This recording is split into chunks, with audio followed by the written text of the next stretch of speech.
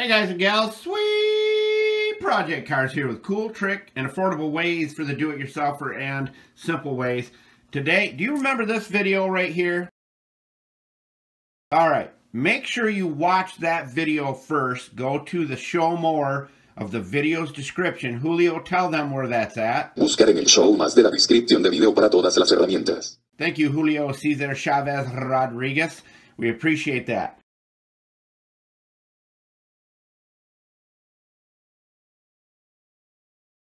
And we got some really good information for you today. But watch that video first and then come back to this, because this is going to be a two-part video. Many people struggle with trying to fill paint chips on a sloped surface or a surface that actually lets the paint run down when you're trying to do the side of your fender. We did this video here showing you how to use your heat gun to keep the paint up into the chip. Well, what happens almost every time you have to do it twice, you'll get a divot in there. And I'm going to try to get the camera up as close as I can to show you the divot in the paint, how to fix that. We've got some cool things coming up. We're going to be doing, at the end of every video, we're going to be doing a Sweet Project Cars slick trick, a 5 to 15 second slick trick that you will not want to miss. It's just something that we want to share with you, but we can't do a full video on it. So make sure you watch to the end of the video, because it'll pop in there somewhere and you don't want to miss it. It's part of our How to Become Mechanically Inclined series, but they'll be really quick how to do this or that. So don't miss that at the end of the video. Now, as far as this here is concerned, this is going to be something that most people battle with, and that is trying to get the paint chip to be flush and not sink in. And I'm going to get the camera up here right now and show you what that's doing. All right, here's a real close-up of the chip itself, and you can see the divot right here. It goes down into the chip. The chip is below this paint. So we have to do this twice. It's part of filling chips, and it takes patience to fill a chip and get it so it comes out beautifully. So again, will be a two-part video of this. It'll be in the next week's video on finishing this thing out, but I'm going to show you how we deal with this right here to get it flush so that you can sand it down and buff it out and have it come out beautiful and not show that there was a chip that was filled in.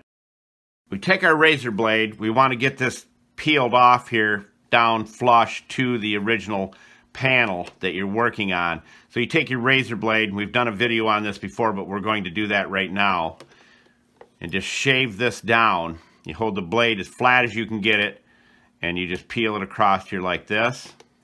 And don't worry, if you scratch a little bit of the paint around here with the razor blade, it's not a big deal, because we'll buff that right out of the clear coat.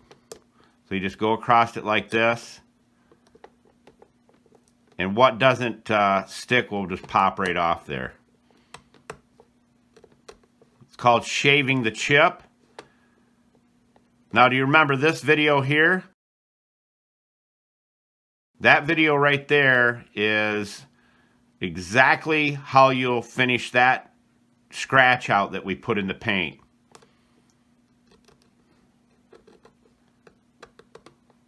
You just peel it across there like this. Oh, and we got some really good news for you. Not only are we doing the slick trick at the end of the video, but we are moving. We're tired of Michigan. We're tired for many reasons. I don't think I have to tell you why. One of them, but the other one is we're sick of the salt, the rust, and the cold. So we're moving to Pensacola. We'll not be spending another winter here. So that's pretty cool. Now, if you get a chance, stop the video right now and go to the comments area and put in where you would move if you had absolutely no reason that you couldn't move there. You know what I mean? Where would you go if you could go live anywhere you wanted? Go comment right now. Just have some fun with it. And comment, I mean, say you want to move to Zimbabwe or maybe to Antarctica, wherever. Where would you move if you could absolutely have any choice you wanted with no limitations? Money wasn't an issue, any of that. You could go wherever you want to. Go comment that. We'd like to have you dream a little bit. But yeah, we're moving to Pensacola. Julio's coming along with us. Okay, now as I'm peeling this back, I'm getting it flush.